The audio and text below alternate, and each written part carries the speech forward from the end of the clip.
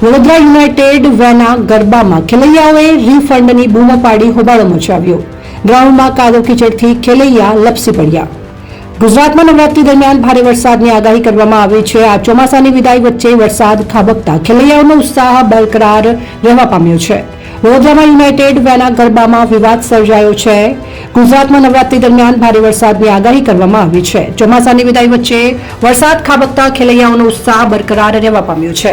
વડોદરામાં યુનાઇટેડ વેના ગરબામાં વિવાદ સર્જાયો. વરસાદને કારણે ગરબાના મેદાનમાં કાદવ કીચડ હોવાથી ખેલૈયાઓએ હોબાળો મચાવ્યો હતો.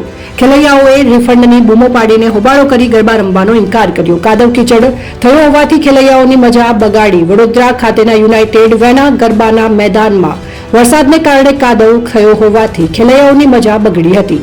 ખેલૈયાઓએ રિફંડની બૂમો પાડી હોબાળો કર્યો હતો અને ગરબાના ગ્રાઉન્ડમાં કાદવ કીચડને કારણે ગરબા રમતા રમતા ખેલૈયાઓ લપસી પડ્યા હતા.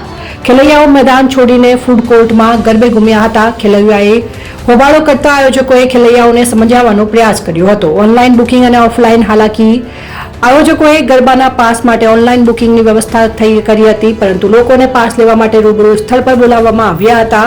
આ નિર્ણયથી પાસ મેળવવા ઈચ્છતા લોકોની મોટી ભીડ જામી હતી. ઓનલાઈન બુકિંગ બાદ પણ પાસ લેવા માટે રૂબરૂ આવવું પડતા કલાકો સુધી લાઈનોમાં ઉભા રહેતા હતા અને લોકોમાં ભારે નારાજગી જોવા મળી હતી. આયોજકોએ ભીડને નિયંત્રિત કરવા માટે યોગ્ય વ્યવસ્થા ન કરી હોવાથી સ્થિતિ વધુ વણસી હતી.